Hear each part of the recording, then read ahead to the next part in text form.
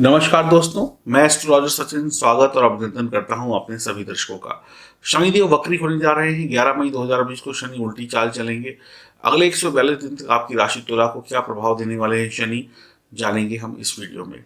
शनिदेव 11 मई 2020 से लेकर 29 सितंबर 2020 तक वक्री रहेंगे, लगभग 142 दिन। तुला राशि के जातक जातिकाओं को किस प्रकार से अगले 142 दिन बिताने हैं, हम बताएंगे इस वीडियो में। क्या अच्छा है, क्या बुरा है, क्या सावधानी रखनी है उनको। यह जानकारी चंद्र राशि लग्न राशि पर आधारित होगी। वीडियो के अंत में आपको कुछ उपाय भी बताऊंगा जिससे आपको शनि से संबंधित अशुभ प्रभाव कम करने में सहायता मिलेगी। यह जानकारी पूर्ण रूप से जानकर आप इन 142 दिनों का लाभ उठा पाएंगे। ध्यान से देखिए अपनी गोचर कुंडली को। यहाँ पर शनि देव जो है वो चतुर्थ भाव में बैठे हैं, जहाँ पर 10 नंबर लिखा हुआ है। आपकी राशि के लिए शनि चतुर्थ व पंचम भाव के स्वामी हैं और वर्तमान समय में शनि चतुर्थ भाव में वक्री हो रहे हैं। शनिदेव छठे भाव, दशम भाव और लग्न को देखेंगे अपनी अलग अलग दृष्टियों से। अगर आपकी जन्म कुंडली में शनि पीड़ित नहीं है तो आपको बढ़िया परिणाम देते हैं शनि, क्योंकि शनि तुला राशि में उच्च के होते हैं। तुला राशि के जातक जातिकाओं को शनि की ढैया का अंतराल भी चल रहा है इस वर्तमान समय में। तो आपको बुरी संगति से, बुरी आदतों से बहुत दूर रहना होगा, बुरे लोगों से बहुत दूर रहना होगा। आपके लिए शनिदेव विदेश से लाभ के रास्ते खोलते हुए नजर आएंगे। आपको शनिदेव किसी अन्य की संपत्ति अचानक से दिलवा सकते हैं, किसी की प्रॉपर्टी दिलवा सकते हैं जो आपको पता भी नहीं होगी, अनएक्सपेक्टेड आपको लाभ मिल जाए। आप अपनी माँ से ठीक प्रकार से संबंध रखें, उनसे सही प्रकार से व्यवहार करें, उनके साथ कोई भी गलत व्यवहार ना करें तो ठीक रहेगा, नहीं तो आपको बहुत हानि हो सकती है और इसका प्रभाव आपके पर्सनल लाइफ में भी पड़ेगा और प्रोफेशनल लाइफ में भी पड़ेगा। तो आप कर्मशील होते हुए आगे बढ़ें। अपने घर में सभी बड़े बुजुर्गों का ध्यान रखिए, उनकी सेहत का ध्यान रखें। आपकी दिमागी सोच जो है और जो मेहनत है उसको आप तालमेल बिठाएं। दिमाग और मेहनत उसको एक तरफ लेकर जाएं। अक्सर हम क्या करते हैं कि हम सोचते कुछ हैं और मेहनत कुछ और करते हैं। करने कुछ और निकले थे, कर कुछ और आए, तो इस तरीके से आपको नुकसान हो जाएगा। अगर आप जो सोच कर निकले हैं वही काम करते हैं तो आप अच्छा धन कमा पाएंगे, धन कमाने की दिशा में और आगे बढ़ पाएंगे। तो दिमागी सोच और मेहनत दोनों को एक होना पड़ेगा। आप अपनी सेहत को सही होता हुआ पाएंगे। आपके अंदर कुछ प्रॉब्लम्स चल रही थी, कुछ हिडन प्रॉब्लम्स थी, कुछ प्रॉब्लम्स आपको पता था, कुछ प्रॉब्लम ऐसी होती जो हमें महसूस होती हैं और फिर ठीक हो जाती हैं, बीच बीच में हमें तंग करती रहती हैं। तो वर्तमान समय में आपका जो शारीरिक संतुलन है वो बिगड़ने की बजाय सुधरता हुआ दिखाई पड़ेगा। तो आप सही होते हुए नजर आएंगे, अपने आप को अच्छा महसूस करेंगे और स्वस्थ महसूस करेंगे। आपकी माता जी का आशीर्वाद आपको एक ही शर्त पर मिलेगा, यदि आप उनसे अच्छे संबंध बना के रखते हैं। घर के बड़ों का प्यार और आशीर्वाद आपको प्राप्त करना चाहिए, जिसकी सहायता से आप काफ़ी तरक्की कर पाएंगे या कर पाएंगे। आपकी नई नौकरी लग सकती है, आपका नया व्यवसाय सेटअप हो सकता है। आपने सोच विचार करके रखा है कि हमें ऐसे व्यवसाय को सेट करना है, अब वक्त है व्यवसाय को सेट करने का। अगर आप पुरानी नौकरी से खुश नहीं हैं तो आपकी नई नौकरी आपके मन की इच्छा अनुसार लग सकती है। प्रयास जरूर करिएगा। व्यापार में कुछ नए आइडिया के साथ आप आगे बढ़ सकते हैं।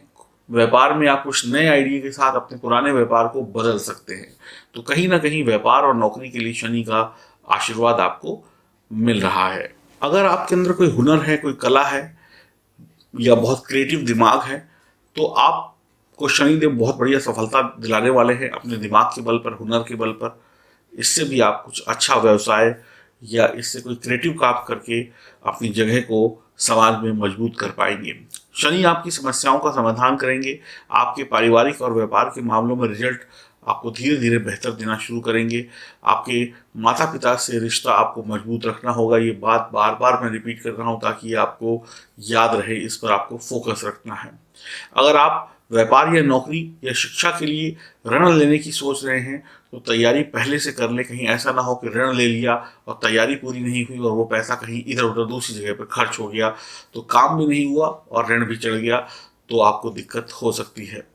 हो सकता है ऋण जो है वो आपको बहुत परेशान करे बाद में, यानी कि जितनी सहूलियत आपने सोची थी अब वो सहूलियत तो बची नहीं, अब आप परेशानी में फंसते चले जा रहे हैं।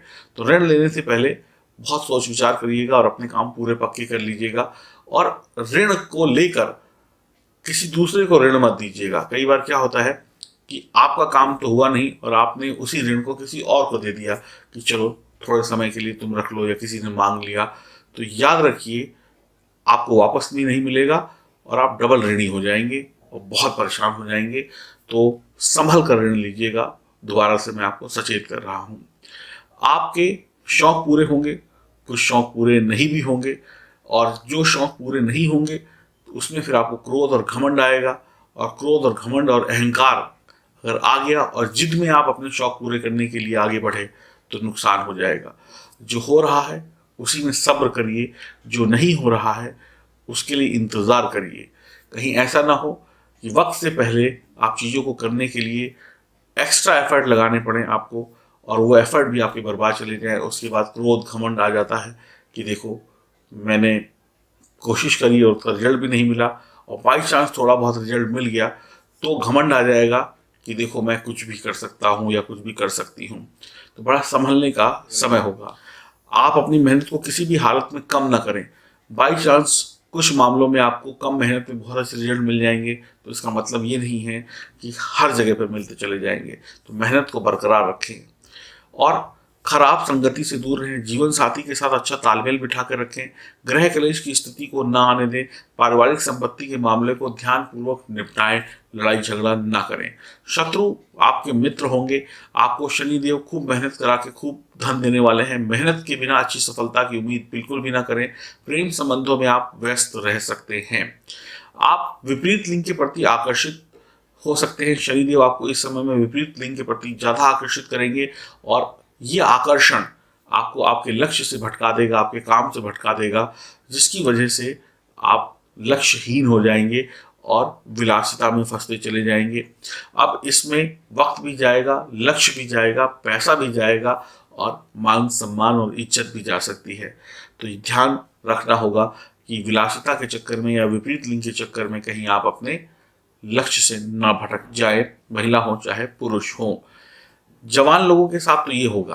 कुछ बुजुर्ग लोग होंगे या मध्यम एज के लोग होंगे, मान लीजिए कोई 50-55 साल की उम्र का है या थोड़ा सा और ऊपर नीचे है, तो ऐसे लोगों के साथ क्या होगा कि शनिदेव आपको एकदम से, जब आपके दिमाग में व्यवसाय चल रहा था, नौकरी चल रही थी, आप व्यवसाय में बड़े अच्छी तरीके से आगे बढ़ रहे थे, एक मिडिल एज में थे, व्यवसाय कुछ लोगों का सेट हो चुका था, कुछ लोग सेट करने वाले थे या सेट होने के करीब थे। आप 50-55-60 साल की उम्र के बीच में बड़ी मेहनत करके आप यहाँ तक पहुंचे, तो एकदम से शनिदेव इन 142 दिनों में आपको इन सब व्यवसायिक गतिविधियों से, नौकरी की गतिविधियों से दूर करके अध्यात्म की तरफ लेके जा सकते हैं। यानी आपका मन जो है वह सांसारिक चीजों में नहीं लगेगा, और कुछ लोग एकदम से ईश्वर की भक्ति या अध्यात्म या ज्ञान या प्रवचन की तरफ जा सकते हैं। तो होगा क्या कि ना तो ज्ञान मिलेगा, क्योंकि ये तो भटकाव है। एकदम से आपकी इच्छा हुई कि आपको लगेगा कि क्या रखा है इस दुनिया में, से कई लोग बातें करने लगते हैं ना, सांसारिक बातें, क्या रखा है इस दुनिया में, सब बेकार है, यही अच्छा है, ईश्वर की भक्ति ही अच्छी है। तो ना आप साधु बन पाएंगे, ना आप अच्छे व्यापारी, या ना ही अच्छे वर्कर बन पाएंगे।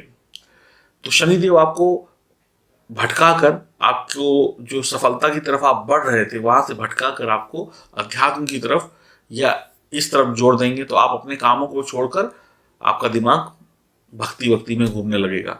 भक्ति करना अच्छी बात है, लेकिन जो आपका कर्म है आप उसको एकदम से छोड़कर, सारी चीजों को छोड़कर नहीं वापस आ सकते हैं, क्योंकि वहां पे भी आपके दायित्व हैं, उससे बहुत सारे लोगों की जिंदगी जुड़ी हुई है, उसको भी आपको पूरा करना पड़ेगा।